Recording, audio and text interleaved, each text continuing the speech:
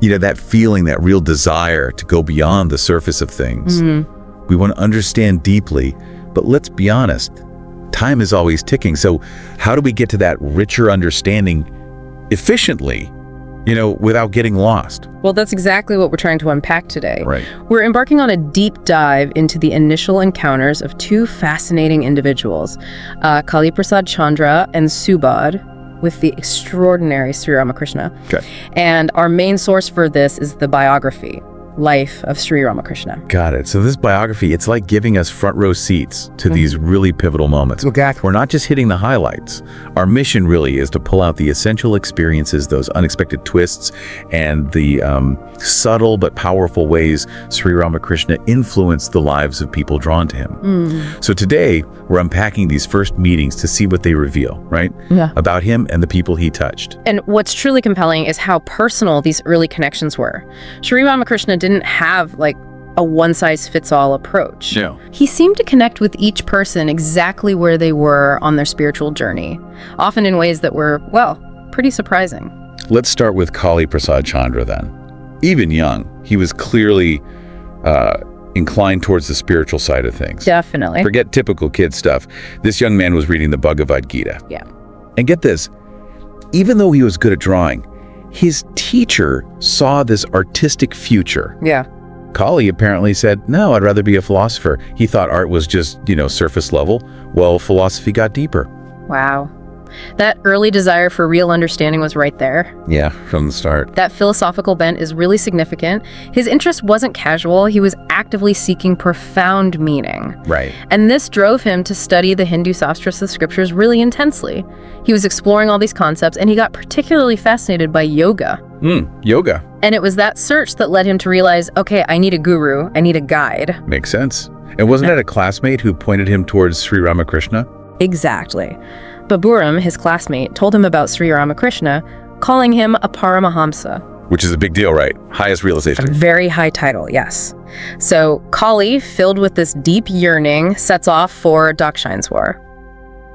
But the journey, it wasn't smooth sailing. No, sounds like it. He gets lost. Completely lost, arrives hungry, exhausted, totally worn out, only to find out Sri Ramakrishna isn't even there. He's gone to Calcutta. Oh man, talk about a setback. He's broke, tired, hopes dashed, basically. It really underscores the intensity of his desire, though. He put so much to getting there. And just when he's hit rock bottom, this seemingly chance encounter happens.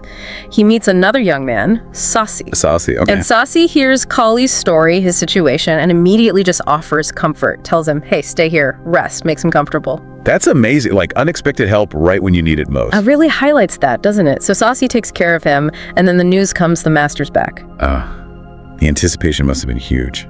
Immense. And the moment Sri Ramakrishna appears, the whole atmosphere changes. Kali hears the name of the goddess Kali spoken 3 times with such deep feeling. Just hearing the name. Just hearing the name, it leaves this profound impact. So what was his first impression then, when he finally sees him? Well, that's striking too. He was probably expecting, a traditional ascetic, maybe matted hair, serious look. Yeah, the whole stereotype. But who walks in? A plain man, middle-aged, with a smile. A complete surprise. Shatters those preconceived ideas. Totally. So Sri Ramakrishna just asks a few simple questions. Yeah, pretty basic stuff. And says, I'll talk more in the morning. So Kali spends the night there, on the veranda. And the next day is the big one. The next day is the really significant encounter. Sri Ramakrishna leads him to a wooden bedstead out on the northern veranda and simply touches him. Just a touch. Just a touch. And in that instant, Kali feels this palpable transmission of power, like something real passed between them. Wow. Can you imagine? That's not just talk, that's an experience. Exactly, a direct felt experience. Then he tells him to go meditate at the Kali temple. Deepening it further. And as Kali leaves, the master warmly invites him to come back again, really solidifying that connection. And it wasn't just Kali who was impressed, right? Sri Ramakrishna saw something in him too. Oh, absolutely. He remarked that Kali's eyebrows reminded him of Sri Krishna's. Whoa. Even said Kali had some of Krishna's personality. That's a powerful observation. Suggests he saw something deeper, maybe an inherent spiritual nature. Like seeing beyond the surface. And he even mentioned, given Kali's interest in yoga, that he must have been a yogi in a past life. Recognizing past lives too. Plus, he noticed and praised Kali's neatness and orderliness. Even those seemingly small details didn't escape him. It really speaks to his perception, doesn't it? Seeing the whole person, potential, past, qualities, it's very intuitive. A very holistic way of relating. So Kali starts practicing under his guidance, and then come these visions. Yes, his spiritual practice intensified, leading to these remarkable visions. He saw Sri Ramakrishna surrounded by past divine incarnations. Like Buddha, Jesus. Presumably figures like that, yes. And then these figures entered and exited Sri Ramakrishna's body. Wow. And that experience just cemented Kali's conviction. Okay, this man embodies all of them. His mind was clearly very receptive. Definitely. And he had other visions too, gods and goddesses. Indeed. His early meditations were often filled with those kinds of visions. But then came a really significant turning point. What happened? He has a vision where all these different deities merge into one single luminous being, just light. Merging into one. And Sri Ramakrishna's explanation was profound. He said, you have seen Vaikuntha, which is Vishnu's abode in Hinduism. Oh. Henceforth, you will no longer have these visions. You have risen above that stage. And apparently, that prediction came true. He stopped having those specific visions. Yes. It shows that progression, doesn't it? Moving from specific forms towards a more abstract understanding. Towards the impersonal, right? Brahman. Exactly. His meditation shifted towards the impersonal Brahman, ideas of infinity. He became part of the inner circle, visiting regularly. But even with all this high spirituality, Sri Ramakrishna kept things grounded, like that fishing incident. Yes, the fishing incident. It's a perfect example of him gently correcting a misunderstanding, even a spiritual one. So Kali liked fishing. He was skilled at it, and he caught some fish, and his justification was, well, we are all Atman, the self, right? And the Atman is immortal, so I haven't really killed the fish. Using high philosophy to justify fishing. A very intellectual justification, yeah. Applying this concept without quite getting the full implication. So how did Sri Ramakrishna handle that? So gently but firmly. He said something like, "My dear boy, you are mistaken. A man of realization can never be cruel to others. It's against his very nature. Reflect upon this." No scolding, just guidance. Just guidance. The key takeaway being, true understanding isn't just intellectual, it changes who you are. It manifests as compassion. And Kali took it seriously. Totally. He didn't argue. He apparently thought about it deeply for 3 whole days. 3 days. And finally grasped it. Realization means compassion, nonviolence. It wasn't just about knowing the Atman in your head, it was about feeling it, living it. A fundamental shift. That's powerful. Okay, let's shift gears to Subodh. Different background. Very different. A high school boy, maybe 17. His family was connected to the Sanatana Kali temple in Calcutta. The founders, actually. The religious family background. Yes, but he was more interested in spirituality than schoolwork. And what sparked his interest in Sri Ramakrishna specifically? It was a gift from his father, a book called The Sayings of Sri Ramakrishna. The sayings. Those words just resonated so deeply with Subodh. He developed this intense longing to meet the master. Even though his family was planning a trip later. Yeah, his dad promised a family visit, but Subodh had that youthful impatience, He couldn't wait. It really shows how powerful words and teachings can be. He just had to go. Yeah. So he takes off with a friend. Sets off with his friend Kurod for Dakshineswar in 1885. Now, Subodh's idea of a Paramahamsa is quite charmingly naive. What did he think? He sort of imagined him as some kind of magician. Really? A magician? Yeah. And he was shy, so he gets his friend Kurod to do the talking first. That contrast again between expectation and reality. It's a recurring theme. He's got this fantasy image, and then they meet Sri Ramakrishna, who's just so direct and personal, asks where they're from, and then points to Subodh, who's hanging back, and says, "Why is he standing so far off? Come nearer," immediately breaking down that barrier. Pulling him in? Yeah. And then comes the big surprise. The really big surprise. Sri Ramakrishna asks Subodh if he belongs to the family of Sankar Ghosh. How would he know that? Exactly what Subodh thought. And Sri Ramakrishna explains he used to visit their home in the Sanatana Kali temple years ago, before Subodh was even born. Whoa. Back when Sri Ramakrishna lived in Shamapukar, he even says, "I knew you would come." He predicted it. Predicted it. And adds, "Well, Mother sends here those who will attain spirituality." That sense of a preordained connection is just striking. Oh, definitely. And then he takes his hand. Grasps Subodh's hand, closes his eyes for a moment, and declares, "You will attain the goal. Mother says so." Wow.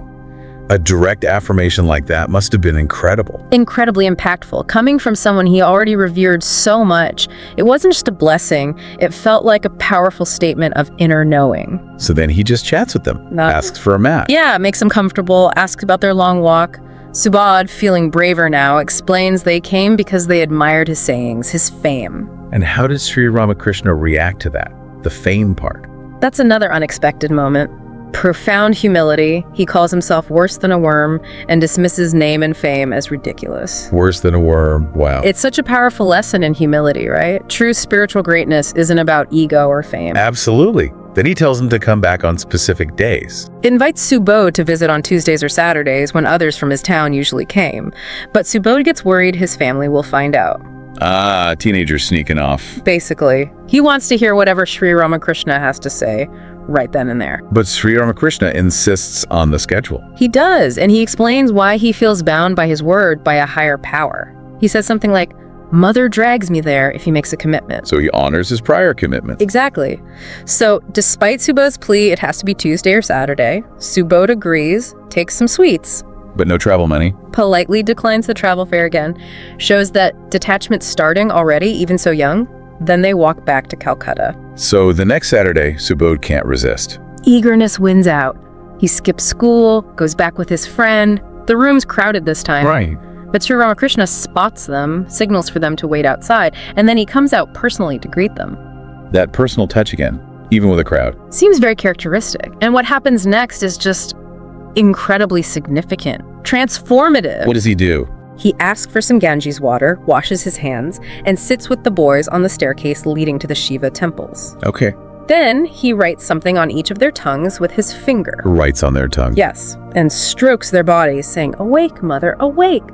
It sounds almost mystical, doesn't it? A direct transmission. Definitely sounds like it. And what happened to Subodh? The effect was immediate, profound. As soon as he starts to meditate, his body trembles. Physically trembles. He feels this powerful energy surge up his spine, filled with this ineffable joy.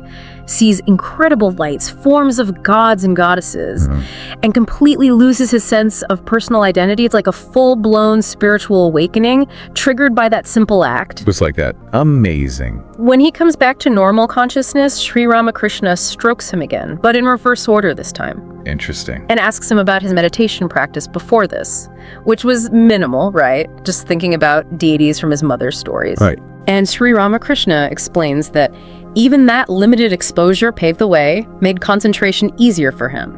So the groundwork was there. What about his friend, Shiro? Kiro didn't have the same immediate, intense experience. But Sri Ramakrishna reassured him, said it would come later. So different timelines for different people. Exactly. It underscores that diversity in spiritual experience. It's not uniform. What happened next? He tells them to go meditate at the Panchavati, that well-known grove for spiritual practice, offers them sweets and travel money again. Which they turned down again. Politely decline again, showing that growing detachment. And then Sri Ramakrishna tells Subodh to visit Mahendra. Mahendra, that's M, the author of the Gospel of Sri Ramakrishna. That's the one. A teacher living nearby who was also a close devotee. But Subodh is hesitant. Why hesitant this time? Well, we see that reluctance again. Subodh still has this traditional view. He's looking for a renunciate, someone totally detached. He silently questions learning from Mahendra, a householder. The householder issue again. Exactly. But even after that huge experience, Subodh keeps having these subtle inner things happen, like seeing a light between his eyebrows. A light? Yeah. His mother advises him to keep it quiet, but Subodh's desire isn't just for the light itself anymore. He wants the source of the light. Going deeper. Not just the phenomenon, but the origin. It shows a real, growing spiritual yearning. The initial wonder is shifting to a deeper quest.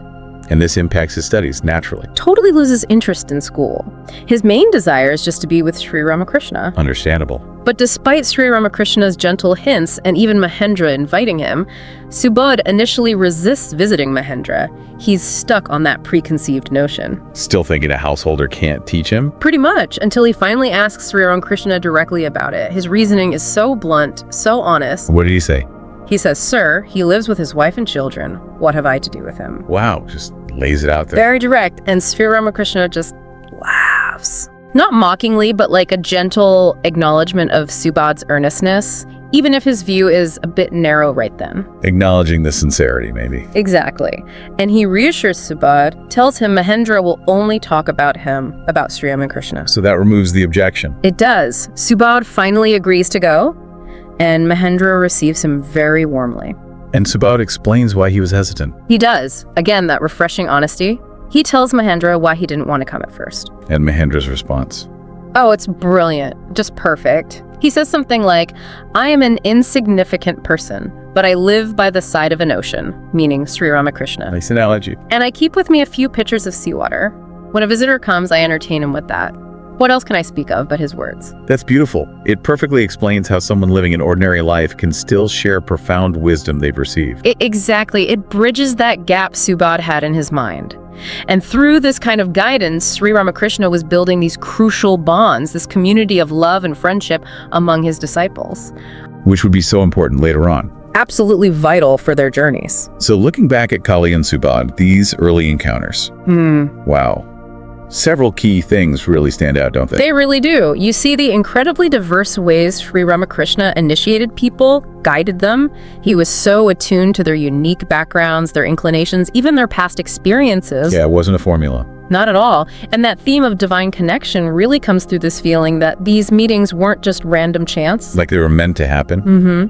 Part of a larger spiritual unfolding. Yeah. And the awakenings themselves often came from seemingly simple things, a touch, a word. Unexpected interactions. It highlights the role of the guru, doesn't it? Yeah. The catalyst. Undeniably, the catalyst for transformation. And what's so striking is that these huge experiences, especially for Subodh, didn't necessarily come after years of an intense practice, at least not initially. Right. For Kali, it was that touch conveying power. For Subodh, a word written on the tongue. These small acts sparking huge inner shifts. Plus, that mix of direct instruction like go meditate with these subtle, intuitive methods.